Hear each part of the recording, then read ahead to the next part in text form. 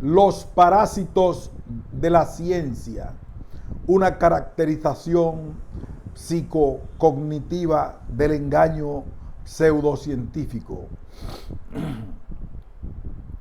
Un ensayo de Angelo Feis.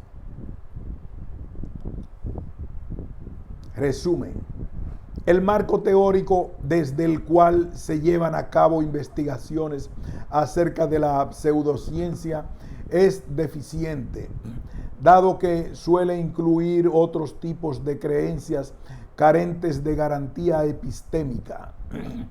En este artículo se repasarán los mecanismos de explotación de la autoridad científica por parte de la pseudociencia, desarrollando así un marco psicocognitivo más refinado para caracterizar el fenómeno.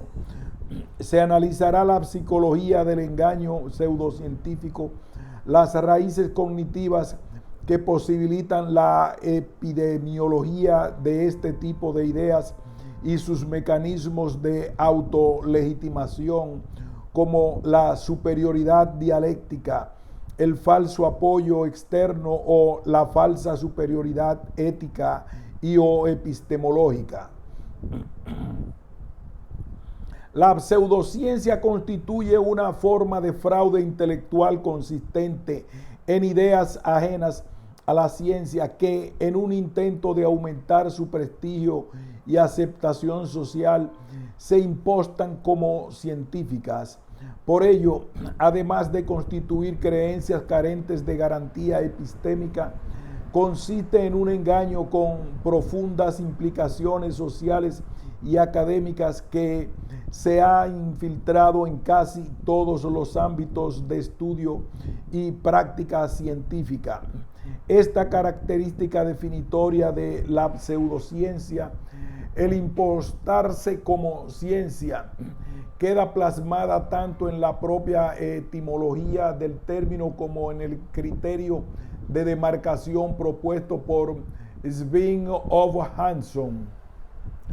Una propuesta demarcativa que, aunque resulta ambigua en su formulación, ofrece un marco de referencia que se corresponde con la definición intuitiva y más habitual de la pseudociencia. El criterio de Hansson establece que un enunciado es pseudocientífico si y solo si: 1. Se refiere a un problema dentro del dominio de la ciencia en un sentido amplio, criterio de dominio científico. 2. Adolece de una grave falta de fiabilidad tal que no resulta en absoluto ser de confianza, criterio de falta de fiabilidad. 3. Es parte de una doctrina para la que sus defensores tratan de crear la impresión de que representa el conocimiento más confiable de su temática, criterio de la doctrina desviada, Hansson, 2013. En consecuencia, una propuesta, ya sea teórica o práctica, constituirá una pseudociencia si y solo si cumple los dos primeros puntos y además se imposta como ciencia. Los ejemplos que cumplen estas condiciones son numerosos y se instalan en campos como la biología, lisencoísmo, diseño inteligente, la medicina, homeopatía, quiropraxia, terapia neural, la psicología, psicoanálisis, hipnosis, hipnosis regresiva, programación neurolingüística, los productos milagro, cremas con ADN, la dieta del grupo sanguíneo o la historia, negacionismo del holocausto, astronautas de la antigüedad. En este sentido, el tercer punto resulta definitorio, siendo aquel que traza la línea que separa otras ciencias irracionales como pueden ser las teorías conspirativas o el pensamiento paranormal de la pseudociencia. Sin embargo, pese a su gran prevalencia social y a que conocemos bien las dinámicas de otros tipos de creencias carentes de garantía epistémica, Lindemann y Aranio, 2006, Brotherton, French and Pickering, 2013. Lo cierto es que las características psicológicas y sociológicas del engaño pseudocientífico han sido escasamente estudiadas desde el punto de vista académico. Uno de los principales problemas relativos al estudio de la pseudociencia reside en el marco teórico poco desarrollado que presenta. De modo que mientras la caracterización del pensamiento paranormal y conspirativo es sofisticada, teniendo incluso sus propias escalas de medición psicológica debidamente validadas. Tobacki, Brotherton, French y Pickering. El estudio de la pseudociencia tiene grandes problemas de cribado y carece de una escala propia que resulte adecuada. En los escasos artículos académicos que investigan la prevalencia de la pseudociencia y sus predictores psicológicos, podemos encontrar marcos teóricos que carecen de la aplicación de un criterio de demarcación funcional. Por ejemplo, Majima, 2015, encontramos como parte de lo que el autor denomina pseudociencia paranormal, las mancias y la creencia en Dios. La religiosidad, sin embargo, suele listarse dentro de la psicología entre las creencias paranormales. Por su parte, entre lo que denomina pseudociencia no paranormal, encontramos mitos como los supuestos eventos extraños en el comportamiento animal y el retroceso del nivel del agua del océano antes de un terremoto, o el mito que asegura que escuchar a Mozart aumenta el nivel de inteligencia de los niños, una idea que suele ser listada en los estudios sobre psicomitos. El nivel de pseudocientificidad, de impostación como ciencia de estas cuestiones no permite que todas las ciencias y prácticas listadas por Majima puedan ser consideradas como un conjunto más o menos homogéneo que sirva como campo de estudio elucidado. Lundström y Jacobson, 2009, incluyen como pseudociencia la telepatía, la telequinesis, la influencia de las fases lunares en nuestra conducta o el uso de péndulos para decidir el sexo de los bebés. Todas estas ideas suponen el 40% del total de la escala que emplean en sus estudios, a lo que se podría sumar un ítem más que hace referencia a la astrología como estatus como pseudociencia en la actualidad en controvertido, dado que también suele listarse dentro de las creencias paranormales. En Zen y alumnos encontramos un problema parecido. La escasa su escala, dejando de lado el Feng Shui y la astrología como caso límite, contiene un 60% de contenido perteneciente al pensamiento paranormal y no propiamente pseudocientífico. Por ejemplo, números de la suerte, precognición o telequinesis. Hay casos de marcos teóricos aún más carentes de solidez, como en el que el 100% de los contenidos de las escalas empleadas son propios del pensamiento paranormal o espiritual, o como que Johnson y Pliucci, que incluyen en su escala de creencias pseudocientíficas, dejando de lado nuevamente a la astrología un 80% de ítems que hacen referencia al pensamiento paranormal o conspirativo, alienígenas en el área 51, la supuesta capacidad de los animales para detectar fantasmas, el vudú o creer que romper un espejo da mala suerte. La situación es grave, dado que se están publicando estudios que afirman medir la pseudociencia cuando se está midiendo cuestiones de otro tipo en base a considerar la definición de pseudociencia desde el punto de vista del mero parecido de familia. Pugliese. El problema se vuelve aún más grave si observamos casos en los que se pone bajo la misma agrupación conceptual a la homeopatía o a la quiropraxia con la ciencia cognitiva, la sociobiología o la memética. Bunger, 1985. Resulta una tarea de gran importancia entonces el desarrollo de un marco conceptual suficientemente potente que sea capaz de elucidar el tercer punto del criterio de Hanson, a fin de aumentar la capacidad de los investigadores, de los pensadores escépticos y de los consumidores para cribar entre pseudociencia y otras creencias carentes de garantía epistémica, con el objetivo de examinar los engranajes de sus mecanismos de explotación de la ciencia. Separaré la siguiente exposición en 3 esferas de análisis: la psicología del pseudocientífico, las bases cognitivas de la pseudociencia y sus mecanismos efectivos de actuación. Por ello, dedicaré un apartado inicial a la caracterización de la psicología del fraude pseudocientífico.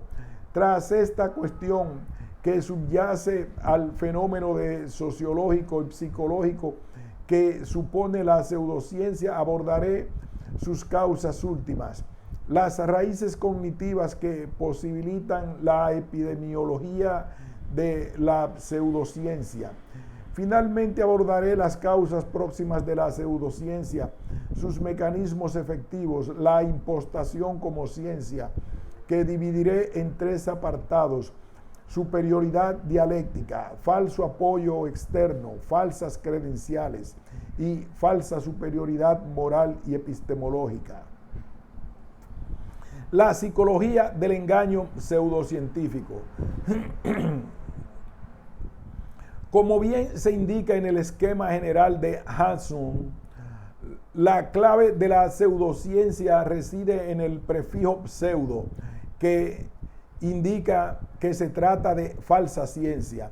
En este sentido es un fraude por propia definición.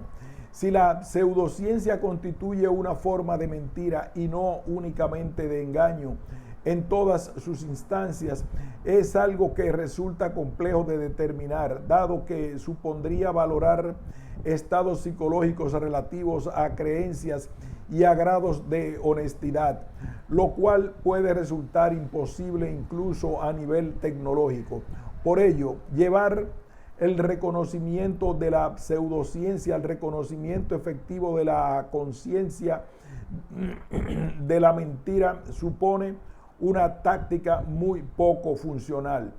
Es posible que estas modificaciones conscientes en la doctrina convivan con cambios que tengan lugar debido a la selección de mutaciones o más o menos azarosas de ideas anteriores. El estudio de la pseudociencia puede y debe combinar ambos casos. La capacidad del ser humano para la detección inmediata de engaños es tan baja que se acerca al azar, con una pequeña fracción de aciertos por encima de lo aleatorio, que se debe más a malos engañadores que a buenos detectores, a lo que hay que sumar fenómenos como, por ejemplo, las falsas memorias.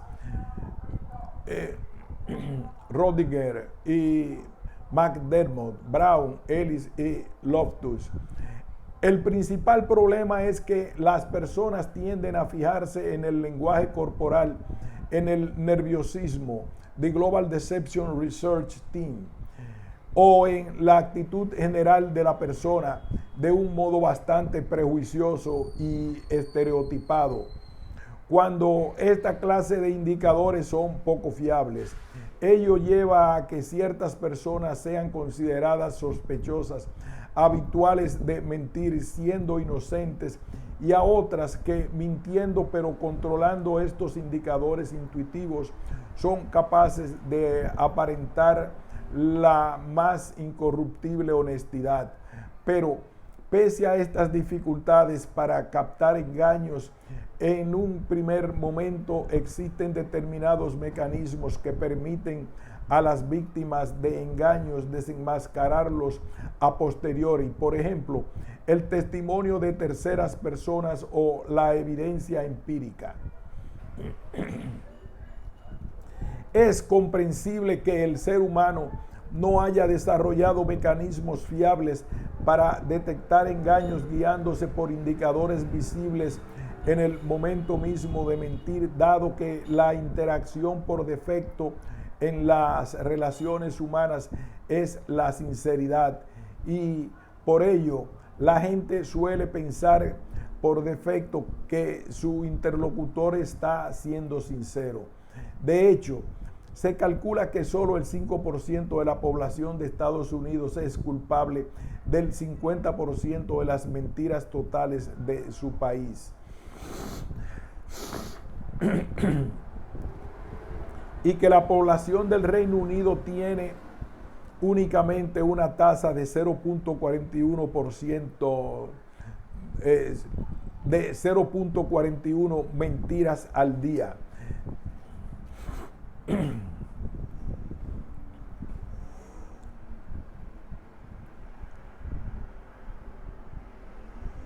De hecho, se calcula que el solo 5% de la población de los Estados Unidos es culpable del 50% de las mentiras totales del país, y que la población del Reino Unido tiene únicamente una tasa de 0.41 mentiras al día,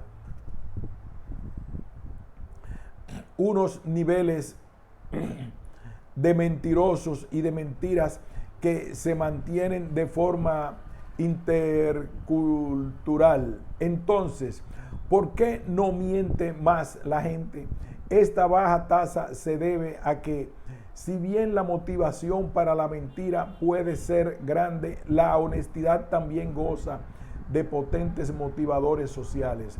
Sin ir más lejos, la honradez es uno de los valores más apreciados socialmente, de modo que se entiende y se tiende a sentir una gran animadversión hacia el que miente a los demás. Esta realidad contrasta con los beneficios sociales y personales del autoengaño, dado que las personas con niveles poco realistas de confianza en sí mismas tienen mayor atractivo sexual. Esos niveles correlacionan con niveles altos de testosterona y éxito social. El autoengaño suele ser una herramienta muy útil para convencer a los demás, dado que hace sentir bien a esa persona, genera motivación en ella y proyecta una imagen de liderazgo y seguridad que la convierte en más eficaz engañando a los demás. La principal motivación que pueda tener la gente para no mentir o engañar, con ello, para no parasitar el prestigio de la ciencia, es el mantenimiento de la autoimagen. La principal motivación que pueda tener la gente para no mentir o engañar, y con ello para no parasitar el prestigio de la ciencia, es el mantenimiento de la autoimagen. Si bien existen pocos controles sobre los practicantes de las pseudociencias y un acceso sencillo a una redistribución monetaria, es la ruptura con la autoimagen de aquel que lleva a cabo estas prácticas el principal motivador para la honradez. Al fin y al cabo, una oferta de libre encuentro sexual en un entorno ajeno a la prostitución puede ser más o menos bien recibida, pero la misma oferta, incluyendo un intercambio de dinero, bajaría considerablemente las opciones de que se llegue a materializar.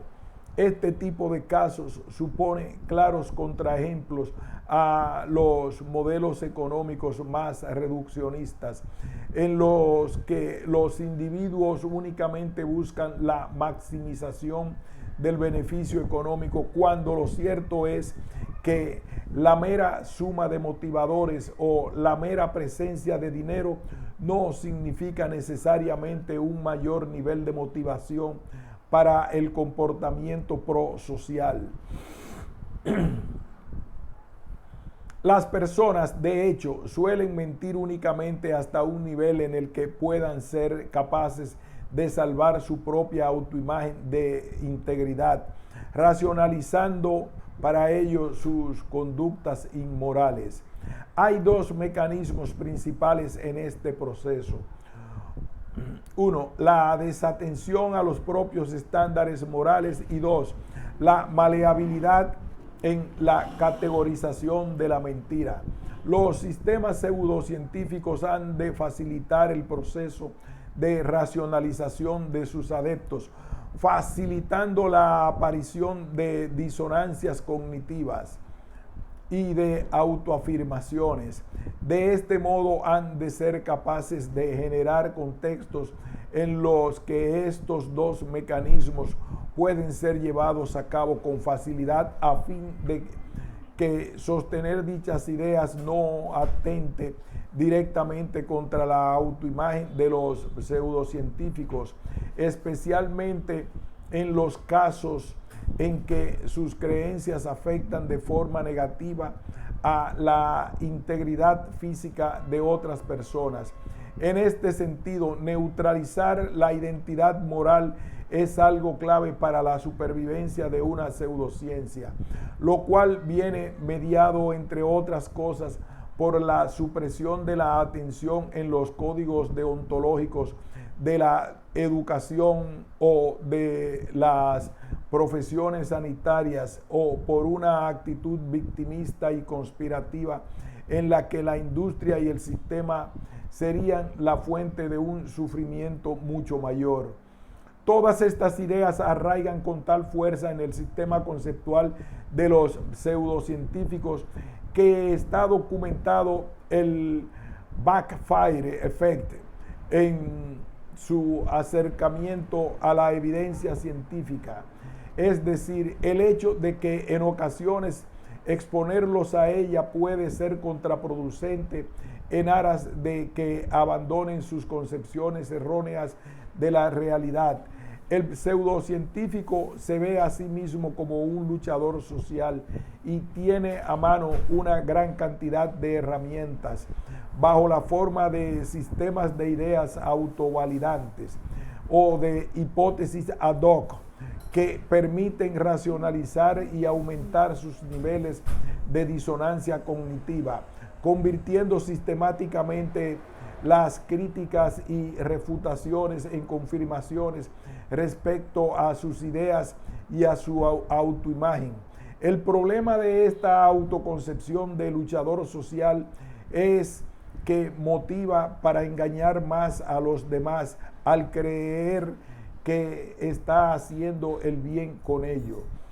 Una de las consecuencias que pueden sacarse de este análisis de las bases psicológicas del engaño pseudocientífico es que deberán ser buenas técnicas de contención del fenómeno, tanto del reconocimiento constante de los códigos éticos y el mantenimiento de la identidad moral de la población, como el hecho de que el engaño suele proceder generalmente de las personas creativas al ser mejores, generando relatos autojustificantes.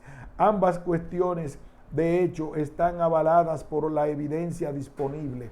Las personas creativas mienten con más frecuencia, no tanto las más inteligentes, definiendo la inteligencia como la habilidad general para resolver problemas, sino los denominados pensadores originales, aquellos pensadores con mayor capacidad para inventar relatos con más flexibilidad social e incluso con más materia blanca, mayor interconexión entre áreas cerebrales. Por otro lado, cuando la gente engaña a otra en contra de sus principios morales, se genera en ellos lo que los psicólogos denominan disonancia ética. Inhibir la capacidad de los individuos para justificar este tipo de disonancia disminuye su tendencia a comportarse de un modo inmoral. Sabemos que las personas que son expuestas a códigos éticos, como por ejemplo los mandamientos cristianos, reducen su tasa de mentiras. Incluso aunque no consideren que ese sea su propio código ético, mantener viva la llama de la ética resulta muy importante porque cada político, médico, compañero o familiar corrupto que saca beneficio del engaño genera la idea de que ser honesto es algo que no vale la pena, lo cual resulta peligroso porque se miente más cuando se detecta que es una actitud aceptada en el entorno. Jugar con la propia reputación es algo que siempre debería estar altamente penalizado en nuestras interacciones sociales, de modo que adherirse a la pseudociencia no debería dejar nunca de ser algo que conlleve grandes costes sociales. Con todo lo dicho, el ambiente adecuado que debemos prevenir para que el engaño pseudocientífico sea rentable psicológicamente exitoso es el siguiente.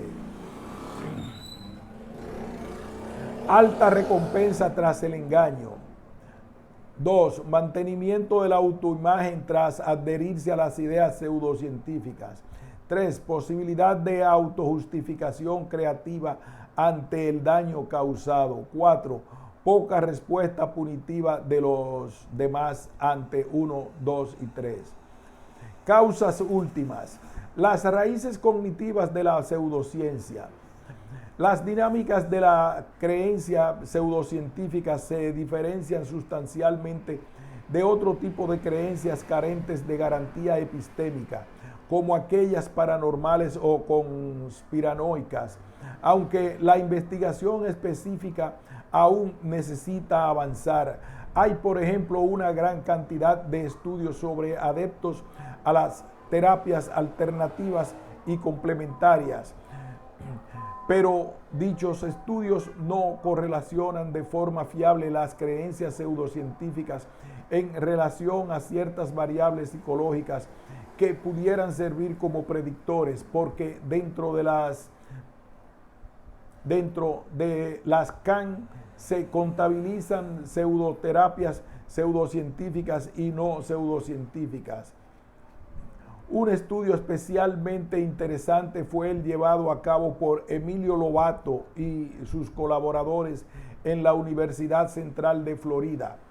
Este estudio tiene la peculiaridad de comparar entre sí los tres grupos clásicos de creencias sin garantía epistémica: pseudocientíficas, conspirativas y paranormales. Lo que Lobato y sus colaboradores encontraron fue que las creencias paranormales y las conspirativas tienen un perfil psicológico relativamente parecido, correlacionando entre ellas y teniendo como mejor predictor lo que se denomina en psicología confusiones ontológicas. Estas confusiones consisten en la tendencia a confundir entre sí las propiedades de los niveles físico, biológico y psicológico, de modo que, por ejemplo, se atribuyen sentimientos a objetos inanimados, aunque las creencias paranormales tenían además una correlación fuerte con el neuroticismo y las conspirativas, una correlación débil con el deseo de control. Las creencias pseudocientíficas, por su lado, no correlacionaron con estas confusiones ontológicas.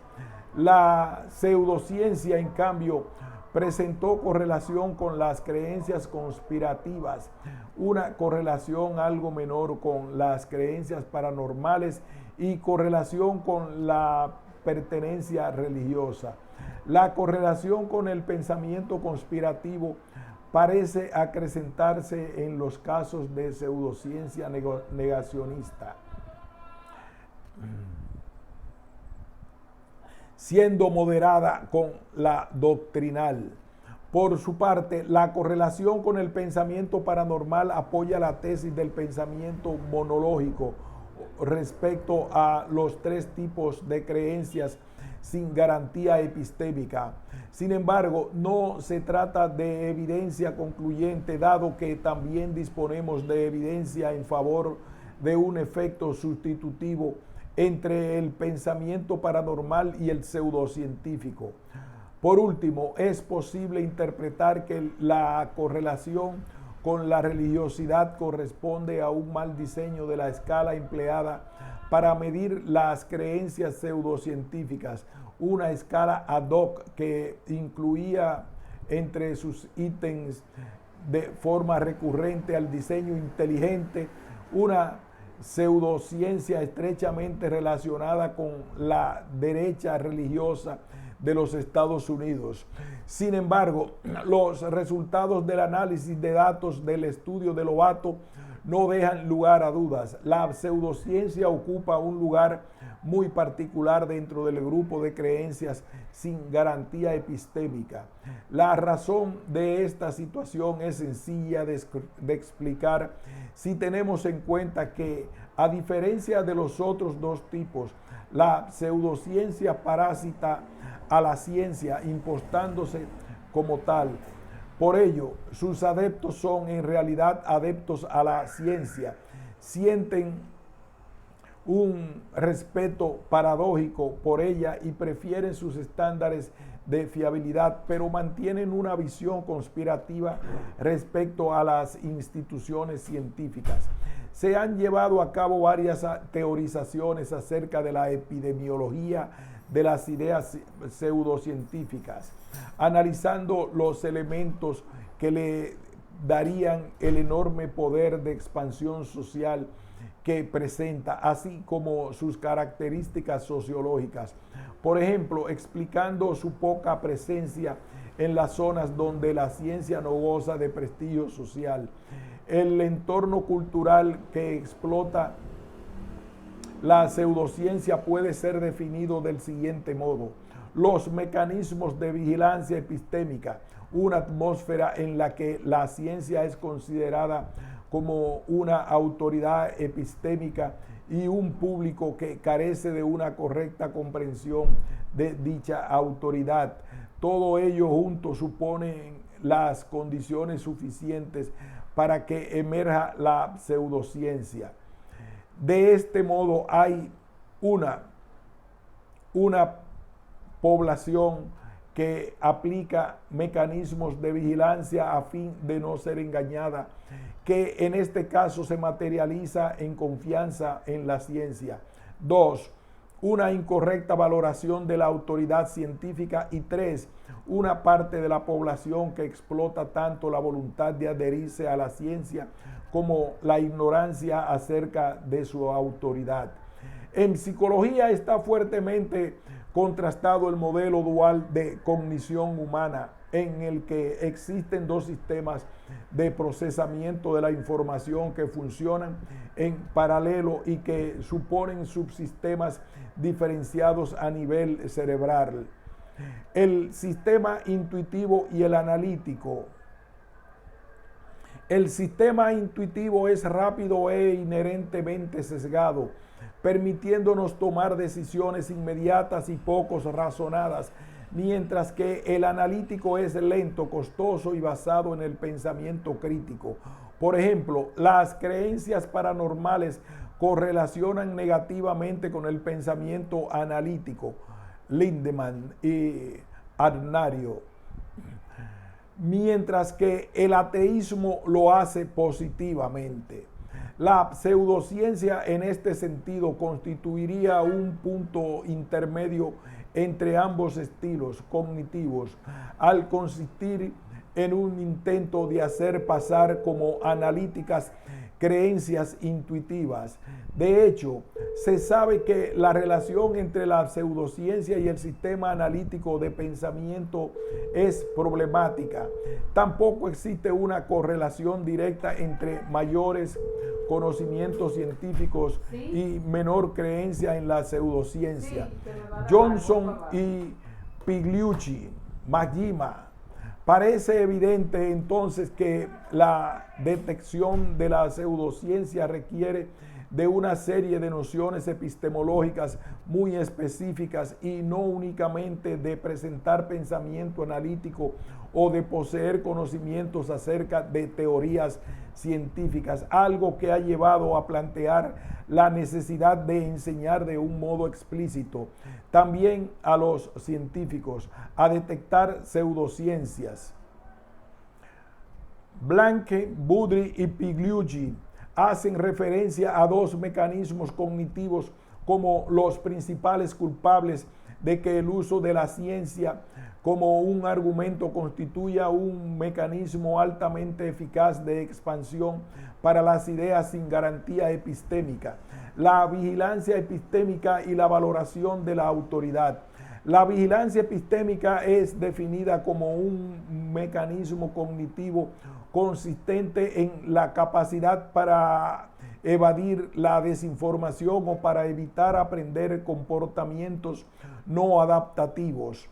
Se trata de varios mecanismos que alertan a las personas acerca de la presencia de engaños en el discurso de sus interlocutores, capacitándolas para detectar la verdadera experticia y la información más fiable en un momento dado, una capacidad que se desarrolla a lo largo de la infancia, en paralelo a las habilidades relacionadas con la capacidad de colaboración y con la empatía cognitiva.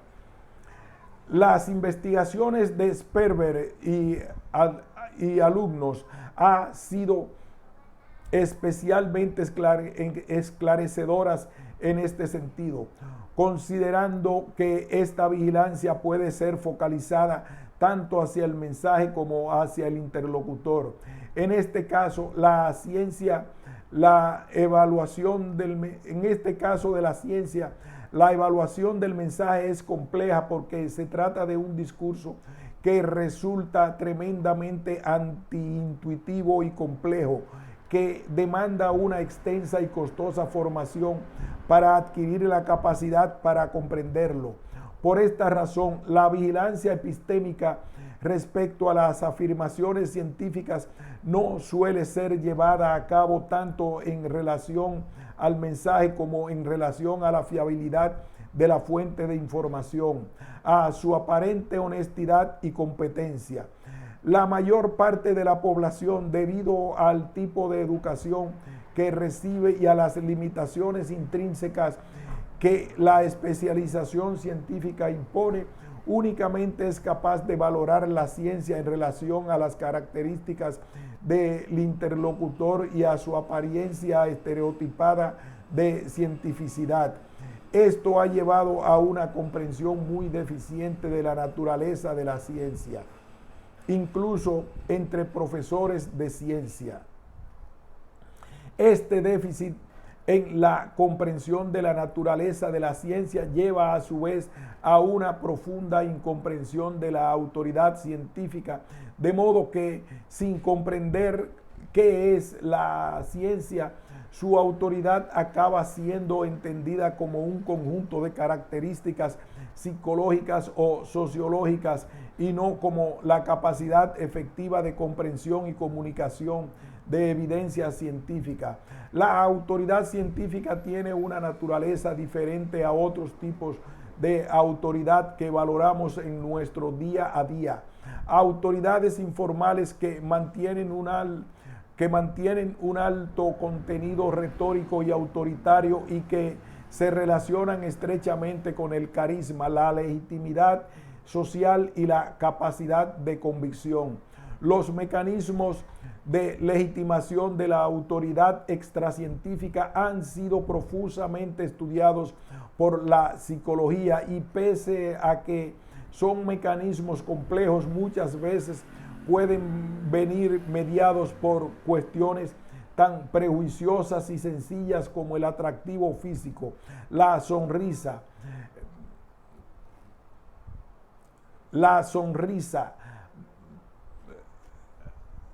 o la fama, una serie de sesgos que pueden verse aún más agudizados en el caso de la atribución de la autoridad vía Internet. Alvin Goldman localiza 3 fuentes de valoración informal de la autoridad. En primer lugar, el análisis de los argumentos desde un punto de vista de la interioridad dialéctica. Esta superioridad es muy diferente dentro y fuera de los ambientes que practican el pensamiento crítico, dado que en los contextos menos ilustrados suele hacer referencia a la capacidad retórica para convencer independientemente de la validez de los argumentos. En segundo lugar, el apoyo que tiene tal o cual experto por parte de otros expertos. El apoyo externo es algo que tiene un fuerte impacto psicológico en el oyente e incluso la ciencia exige entre sus estándares argumentativos la apelación a citas que hagan referencia al trabajo de otras personas y que apoyen el propio, algo que puede ser un arma de doble filo, dado que pueden suponer también un contratiempo respecto al acceso de ideas novedosas o heterodoxas. Pueden tener en publicaciones científicas de prestigio. En tercer lugar, el valor de las credenciales de supuesto experto, valorar sus titulaciones, el prestigio de las universidades de las que han expedido su renombre, su jerarquía dentro de la institución en la que trabaja, etc. Y por último, el análisis de los posibles sesgos o conflictos de intereses que puedan afectar de forma grave la credibilidad o integridad ética del interlocutor. La pseudociencia explota esta valoración intuitiva del experto intentando que la evaluación de la experticia científica sea llevada a cabo según estándares informales y no según los estándares propios de la ciencia.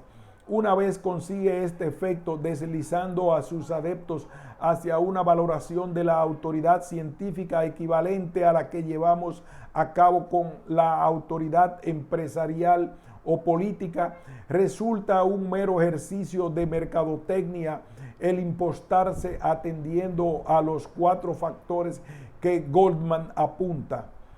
Una tarea para la cual además los pseudocientíficos están más separados que los propios científicos, que habitualmente no necesitan preocuparse por estas cuestiones.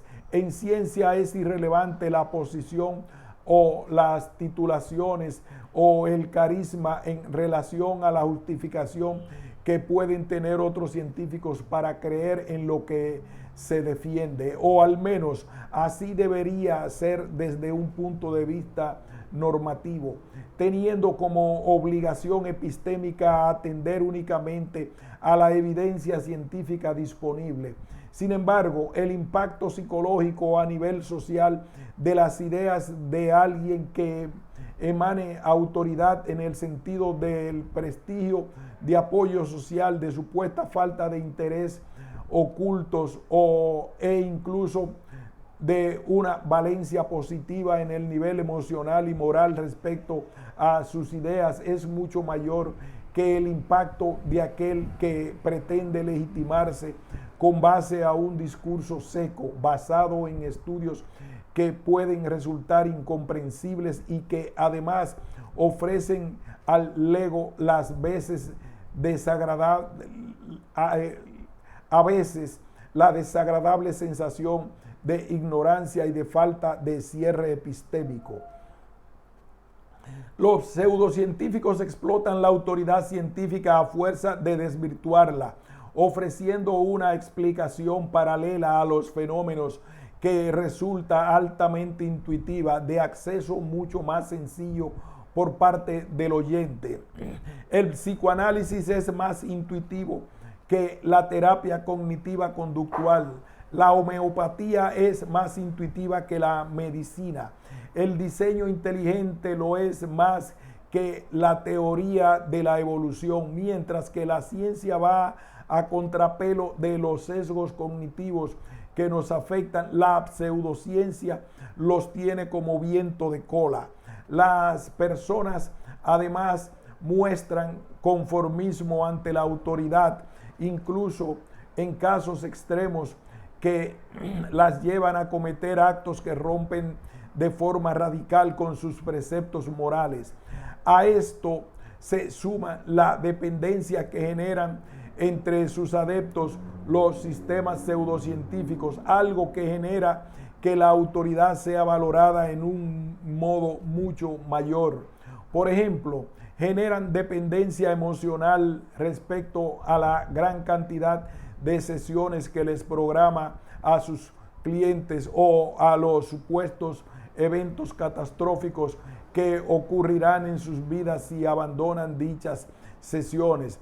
Además, claro, de la dependencia intelectual, moral y de todos los supuestos beneficios que sus adeptos reciben como miembros de un grupo social que se organiza en torno a una serie de ideas o a un gurú, siendo el caso del gurú bastante habitual, dada nuestra tendencia a confiar en una única figura de autoridad cognitiva en lugar de en varias. Causas próximas. La ciencia como argumento. La pseudociencia emplea la ciencia como argumento. La ciencia argumenta sobre la base de la evidencia. Esta teoría goza de amplio respaldo evidencial, mientras la pseudociencia se limita a argumentar sobre la base de la ciencia misma, entendida como una muestra de estatus. Esta teoría es científica. Para agregar este tipo de apariencia de autoridad, la pseudociencia utiliza tres estrategias principales, que son la superioridad dialéctica, el falso apoyo externo y la falsa superioridad moral y o epistémica. Las tres estrategias se relacionan estrechamente con la fuente de autoridad de Goldman, de modo que son capaces de desactivar los mecanismos de vigilancia epistémica de la población. La superioridad dialéctica. La retórica es el arte de convencer y en el arte de convencer todo vale. Las estrictas reglas que se aplican a la argumentación científica requieren de unos mecanismos de control extremadamente estrictos para poder mantener su presencia.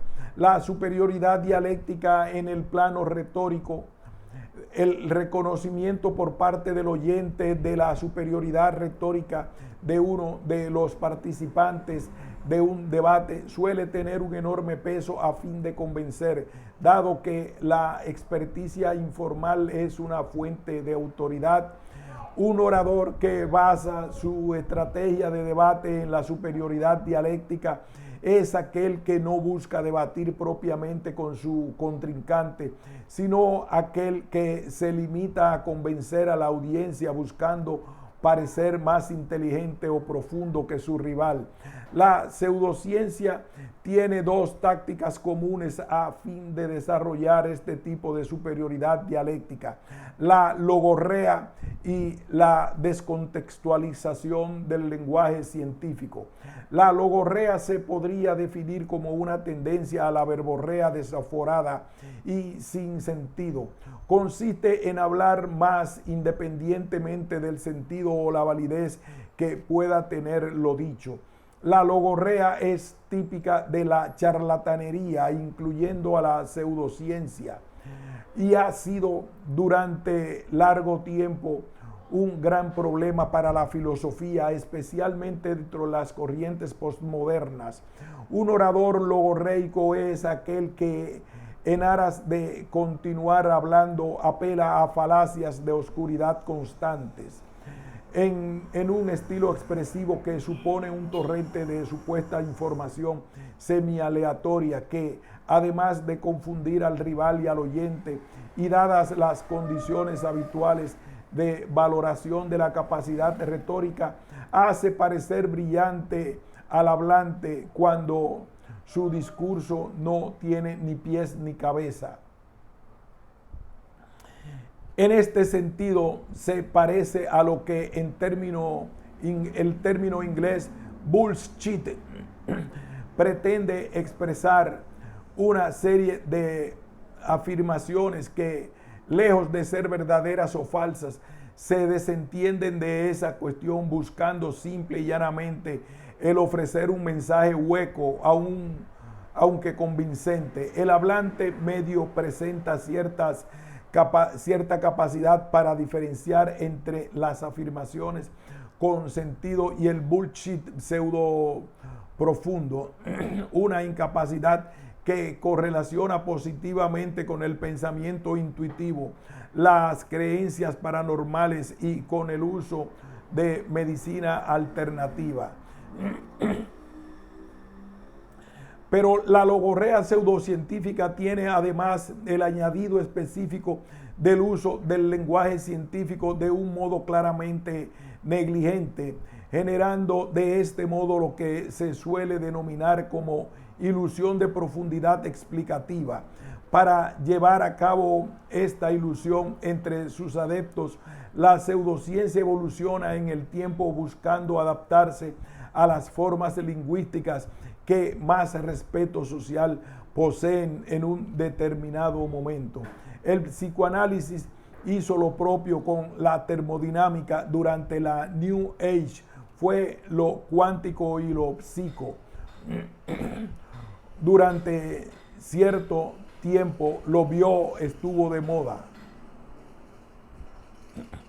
Para llevar a cabo esta ilusión entre sus adeptos, la pseudociencia evoluciona en el tiempo buscando adaptarse a las formas lingüísticas que más respeto social poseen en un determinado momento. El psicoanálisis hizo lo propio con la termodinámica. Durante la New Age fue lo cuántico y lo psico. Durante cierto tiempo lo estuvo de moda, y ahora encontramos una gran cantidad de neuropseudociencia heredada en parte de la New Age. El caso del lenguaje de la neurociencia es tan potente que incluso podemos ver a otros campos de investigación científica empleando este prefijo, pese a que suele utilizar herramientas propias de la psicología, como el neuromarketing o la neuroeconomía, o pese a llevar a cabo investigaciones propias de la filosofía como la neuroética. Respecto a la distorsión del lenguaje científico, existen casos llamativos por su extremismo, como los reversados constructos lingüísticos de la nueva medicina germánica o de la bioneuroemoción, o el de las aparatosas máquinas milagrosas con nombres que explotan el lenguaje de la ciencia de un modo prácticamente caótico, como el estimulador electroneural transcutáneo, el supercargador cerebral o el configurador sincroenergizante de ondas cerebrales. También el uso distorsionado de neuroimágenes o de tablas y fórmulas triviales tienen un gran poder retórico. Falso apoyo externo, falsas credenciales. Las personas tienden a mostrar un mayor respeto por las ideas que son apoyadas por una mayoría, un fenómeno habitualmente denominado efecto Handwagon, incluso hasta el nivel de sostener ideas que resultan claramente contraintuitivas o ya refutadas. Este tipo de comportamiento responde a las tendencias gregarias prosociales y conformistas del ser humano, inhibiendo sus acertadas primeras impresiones, aunque la estrategia adaptativa sea válida en términos de su contexto evolutivo, pese a que es una actitud que puede arrastrar a la gente hacia cierto conservadurismo doxástico. A priori puede parecer más probable que una idea aceptada por una mayoría resulte más verosímil, dado que intuitivamente se tiende a pensar que dicha mayoría habrá hecho una valoración ponderada de la misma. Pero esta idea intuitiva es susceptible de gran cantidad de matizaciones, dado que los procesos de adopción de creencias no son ni mucho menos enteramente racionales. Un pseudocientífico quiere, además de adoctrinamiento y del refuerzo de grupo, gozar de un apoyo externo que imite de forma adecuada el apoyo externo del que gozan las teorías científicas. Este apoyo externo propio de las teorías científicas se caracteriza por múltiple evidencia científica, aceptación por parte de la comunidad científica, publicaciones en revistas debidamente indexadas y con altos mecanismos de control, vías específicas de divulgación y presencia en los colegios profesionales o en los contextos sanitarios y educativos estatales, temarios oficiales de institutos y universidades. Para cada uno de estos rasgos encontramos tácticas muy sofisticadas de parasitismo, con situaciones extremas como la venta legal de homeopatía en las farmacias europeas, donde el apoyo externo es casi total en su impostación como ciencia. Acerca de las publicaciones en revistas exigentes, hay tres estrategias habituales. La primera de ellas consiste en crear revistas carentes de controles rigurosos o directamente carentes de control alguno, con nombres grandilocuentes como el NLP Research Journal, el Interdisciplinary Journal of the International Society of Cryptozoology o el Journal of Psychiatric Organic Therapy, entre otros cientos de casos. Una segunda opción consiste en conseguir, por un fallo en los procesos de control de las revistas, publicar un artículo pseudocientífico en una publicación científica. Estos casos son abundantes, con algunos muy sonados, como el artículo de The Lancet que relacionaba la vacuna triple vírica con el autismo y que dio alas al movimiento antivacunas contemporáneo, o las numerosas publicaciones con grandes errores matemáticos que apoyaron el desarrollo de la teoría pseudocientífica Einstein-Cartan-Evans en las prestigiosas revistas Foundations of Physics entre 2003 y 2005. una pseudoteoría formulada por Myron Evans en la cual se anuncia la unificación entre la relatividad general y la mecánica cuántica. Sus ideas han sido duramente criticadas debido a errores matemáticos. Trobon de Cavallo y Rodríguez, Burn, Hels, Jaksic. Aunque en lugar de abandonarlas o reformularlas, Evans continúa publicitándolas junto a Thomas Barden desde el Alpha Institute for Advanced Studies, un grupo que además afirma desarrollar máquinas de movimiento perpetuo y generadores electromagnéticos sin movimiento. A veces es necesario un ojo muy experto y despierto para detectar el fraude, dado que el nivel de sofisticación en los eufemismos puede ser alto. Esos son los casos del clásico fraude publicado en Nature, Human Basophil Degranulation Triggered by Very Dilute Antiserum Against IgE.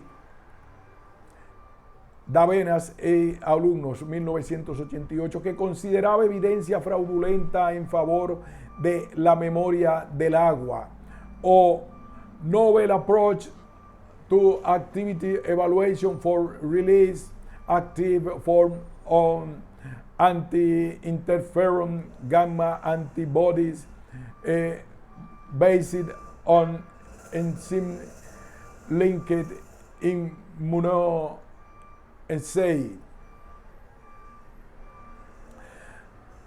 Publicado en PLOS ONE, en el cual la homeopatía es denominada fármacos de manera eufemística. Casos recientes relacionados también con la homeopatía consistente en artículos eufemísticos y engañosos los hay en revistas como Bulletin of Experimental Biology and Medicine o Neuroscience and Behavioral Physiology. Todos estos casos se relacionan estrechamente con el fraude científico que se calcula afecta al 2% de las publicaciones en revistas científicas, aunque es muy probable que el número sea aún mayor. Cabe mencionar el 33.7% de las malas prácticas en la investigación privada. En estos casos el daño ya está hecho debido a que, aunque la revista retire dichos artículos, para que ello suceda pueden pasar lustros o incluso décadas. Por ejemplo, 12 años para retirar el Wakefield o 6 para los Evans, y ya que independientemente de que la retirada tenga lugar, la cita se incluirá para siempre en los artículos de las revistas de pseudocientíficos. Una tercera opción consiste directamente en tener una revista sobre pseudociencia indexada en una base de datos científica de gran prestigio, casos que también son abundantes. Por ejemplo, indexadas en la Web of Science, encontramos revistas como International Journal of Physioanalysis, Homeopathy Journal of Traditional Chinese Medicine o Journal of Parapsychology. Muchas veces, sin embargo, basta con mucho menos de lo expuesto hasta ahora. Una bata blanca, parafernalia estereotipada científico-tecnológica o un conjunto de supuestas titulaciones expedidas por centros ajenos a cualquier tipo de oficialidad bastan para convencer a una gran cantidad de personas.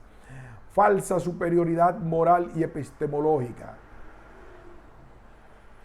Los grupos sociales humanos tienen determinadas dinámicas inherentes como la jerarquización o el sentimiento de pertenencia. Los pseudocientíficos son un grupo humano que ha ido generando un cierto sentimiento de pertenencia, aunque puedan competir entre ellos. En este sentido, se establecen dos tipos diferenciados de pertenencia. En primer lugar, pertenencia al grupo que defiende una teoría específica, por ejemplo, terapeutas consumidores de Rizaebertin, negacionistas de las vacunas o adeptos a la antroposofía. Los defensores de la tierra plana suelen tener serios problemas con los defensores de la tierra hueca, la Gestalt con el psicoanálisis, los homeópatas licenciados en medicina con los que no, etc. Sin embargo, y pese a este clima de ligera competición, las relaciones habituales entre distintas pseudociencias es la mutua colaboración. Muchas de ellas toman prestados conceptos de otras, como la memoria celular, la idea de que todas las células de nuestro cuerpo almacenan memorias, ya sean nuestras o de nuestros antepasados, o la represión de memorias, la idea de origen freudiano y ya refutada, y de la represión de recuerdos traumáticos como mecanismos de defensa. Los corpus de ideas pseudocientíficas no suelen tener problemas para tomar prestadas ideas de otros corpus diferenciados como es necesario, algo que genera un sentimiento de pertenencia colectivo y de mutua colaboración.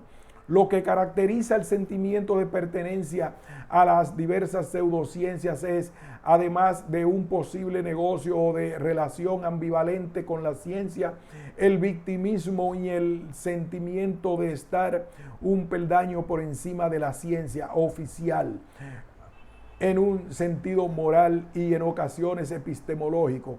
Ellos serían la buena ciencia, mientras que sus rivales dentro del sistema serían mala ciencia o, como mucho, ciencia mediocre. Por ello, el problema de la pseudociencia no es propiamente un problema científico, no es una cuestión que se solvente con un debate sobre hechos, dado que las ideas pseudocientíficas, para ser tales, ya han sido refutadas. El problema de la pseudociencia es, en última instancia, un problema de conflicto intergrupal. Es un problema sociológico estrechamente relacionado con la identidad social, en la que un endogrupo choca contra un exogrupo que presenta una identidad diferente. Estas identidades, como es habitual, se han construido con una clara conciencia del otro, como una comunidad adscrita a una determinada ideología a la que ofrecen su pertenencia intelectual, una constitución ideológico-identitaria que únicamente agrava el problema de la autojustificación ante las refutaciones. En el caso de la pseudociencia, el exogrupo suelen ser los científicos y no los otros grupos que sostienen creencias sin garantía epistémica, y este es un indicador muy interesante respecto al nivel de autoconciencia de los propios pseudocientíficos respecto al pobre estatus epistemológico de sus ideas. Por efecto del sesgo endogrupal y del narcisismo colectivo, los grupos tienden a percibirse como moralmente superiores a sus rivales. Este fenómeno se ve especialmente agravado por el estado de disonancia ética de los pseudocientíficos, un estado que los empuja a defender sus acciones éticamente reprobables, a la vez que aumentan sus exigencias éticas respecto a las acciones de los demás, declarando sostener un código de comportamiento especialmente exigente. De este modo, los pseudocientíficos se caracterizarían por una mayor altura ética que los científicos, incluso en relación a cuestiones ecológicas o políticas, aunque no se suelen limitar a este mayor nivel ético. Muchas veces la pseudociencia se presenta como superior a la propia ciencia que trata de parasitar. Por ejemplo, considerando que su punto de vista es más holístico, más abarcante, o que ellos comprenden las verdaderas causas de los problemas en lugar de atender a cuestiones superficiales. Existen casos sorprendentes por el nivel de exaltación de la autoconcepción de superioridad respecto a la ciencia, algo especialmente presente cuando se dan arengas nacionalistas dentro de la teoría pseudocientífica, como por ejemplo en cierta pseudociencia que considera que la mecánica cuántica no solo fue ya descrita por los antiguos Vedas, sino que fue superada por estos. La capacidad de seducción de la comunidad de pseudocientíficos de su identidad social es aún más sobresaliente si tenemos en cuenta varios factores adicionales. La pseudociencia es una práctica llevada a cabo mayoritariamente por personas con un nivel educativo alto, de estatus socioeconómico medio alto o alto, y de pertenencia a etnias favorecidas por el sistema social.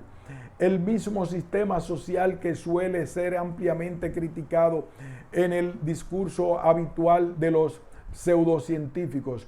Es posible que esto se deba, además de al mayor respeto de una persona con un nivel educativo alto, podría representar.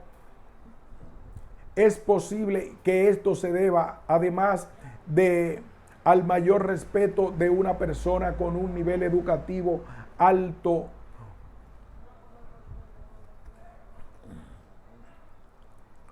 podría presentar hacia la ciencia, al mayor nivel de rebeldía antisistema que suelen presentar los grupos sociales que sienten menos dependencia respecto al mismo. En efecto, está ampliamente documentado que los grupos sociales más desfavorecidos son aquellos que justifican el sistema con mayor vehemencia, incluso en situaciones de pobreza extrema. Este hecho, sumado a la preferencia social de la que gozan las figuras de autoridad y los grupos sociales pertenecientes a clases altas, genera que la pseudociencia sea aún más atractiva para el grueso de la población. Conclusiones. Pese al carácter interdisciplinar del fenómeno de la pseudociencia, la visión psicocognitiva desarrollada por lo anterior se delinea como especialmente relevante a fin de establecer un marco teórico suficientemente potente como para poner en práctica un criterio de demarcación que mejore la calidad de la investigación respecto a la pseudociencia. 3 serían las conclusiones que se desprenden de lo argumentado. 1. La naturaleza de la pseudociencia consiste en ser un engaño intelectual. En este sentido, puede haber pensamiento paranormal pseudocientífico, parapsicología o ideas conspirativas que tengan trazas de pseudociencia, como los casos de pseudociencia negacionista. Los mecanismos de impostación como ciencia son la definición misma de la pseudociencia. Para llevar a cabo este proceso explotan determinadas causas últimas del fenómeno relacionadas con nuestros sesgos cognitivos y con nuestros mecanismos de vigilancia epistémica, empleando ciertas técnicas que suponen causas próximas del fenómeno, como se ha mencionado: superioridad dialéctica, falso apoyo externo y la falsa superioridad moral, y o epistemológica. Asimismo, el estatus de pseudociencia es variable, matizable y puede ser implícito. El contexto también hace a la pseudociencia. Por ejemplo, una presentación sobre constelaciones familiares llevada a cabo en un centro de crecimiento personal puede presentar unas formas mayoritariamente paranormales. Sin embargo, una presentación sobre constelaciones llevada a cabo en una universidad o en un colegio profesional presentará un impacto en los oyentes más relacionados con el que esperaríamos de la pseudociencia. Las prácticas y las propuestas teóricas pueden entrar en salir de este estatus. Segundo, el marco teórico de los estudios sobre la pseudociencia ha de remitirse a estas tácticas de engaño intelectual, que se empleen marcos teóricos que no criban debidamente a la pseudociencia, incluyendo dentro de su clase a otro tipo de creencias carentes de garantía epistémica, supone un grave problema para el avance de nuestro conocimiento respecto a este fenómeno. Las dinámicas psicológicas de la pseudociencia son muy particulares, dado que esta representa una relación muy compleja y llena de matices respecto al pensamiento analítico y a la ciencia. Todos los estudios llevados a cabo respecto a esta cuestión han de partir de esta premisa teórica, dado que en caso contrario el estudio quedaría invalidado al presentar un dominio de estudio demasiado heterogéneo. 3. Los mecanismos de contención de la pseudociencia son complejos y altamente interdisciplinares.